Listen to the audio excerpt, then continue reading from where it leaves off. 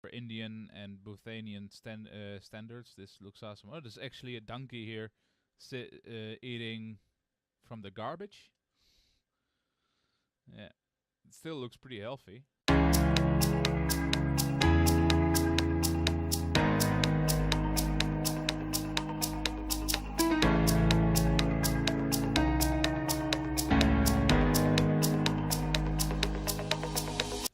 Hello and welcome back to this channel. Welcome to Borderlines with Johnny the Chopper. And today we're covering the border between Jaygoan and Phuentscholing. Probably pronouncing that in a too Nordish kind of accent. And you actually look here at the line of trees, and that is the border. On the other side of it is then Bhutan. Today we're going to drive around the town a little bit and take up some very good points for tourism a little bit. The capital Thimphu is right here, and this road connects through mountain ranges all the way down into Phuentscholing, which I probably pronounced like a Scandinavian accent. And then we have here the Chipamambo Tea Garden, which is part of the Jaygoan thing. Unfortunately there's not too much content on the other side of the border. That's strong policy with Google cars not allowed to drive there. Let's go to the capital road and judge the building and drive from there. So we here look at the main building. This is the most known building in Bhutan and India, which sheds the borders. If you look on the left here, you see once there is again the border. And if you go back over here,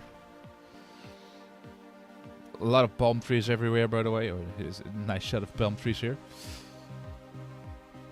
Now back to the right. Here you have these kind of monasteries. They pray, do their cultural stuff here. Pray upon the gods for good fortune and stuff, making wishes. Buddhist culture. Now I know for a fact if I'm going this road, I'm going to the border again, so let's do that. I'll drive out this entire street. Looks amazing, by the way, here. I mean, for Indian and Bhuthanian standards, this looks awesome. Oh, there's actually a donkey here eating from the garbage. Yeah, it still looks pretty healthy. Here, if you walk through this gate, you're in India, and you'll see this kind of fence work.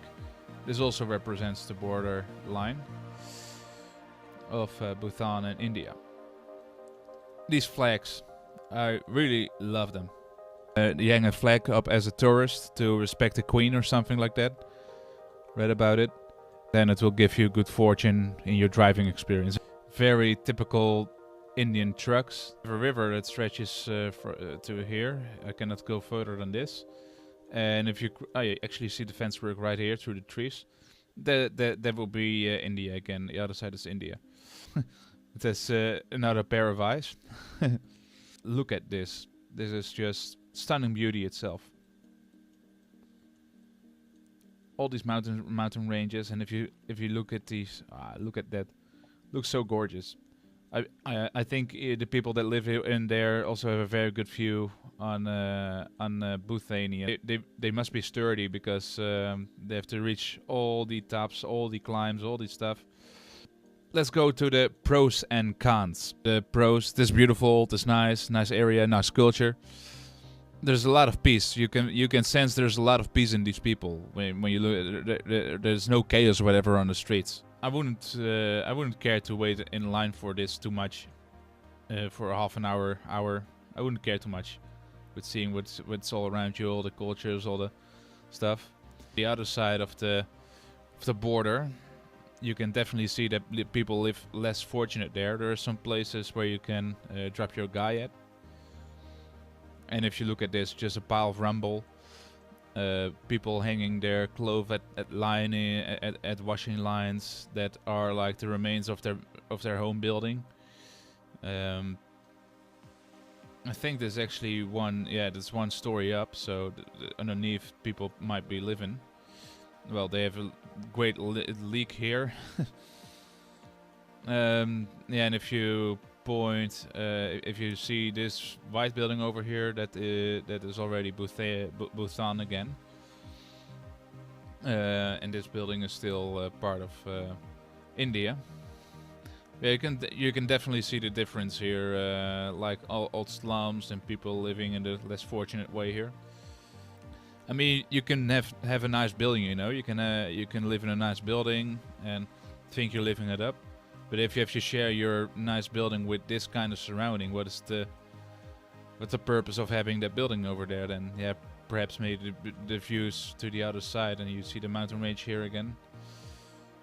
Some football lights. Kind of looks like no, it's a telephone tower.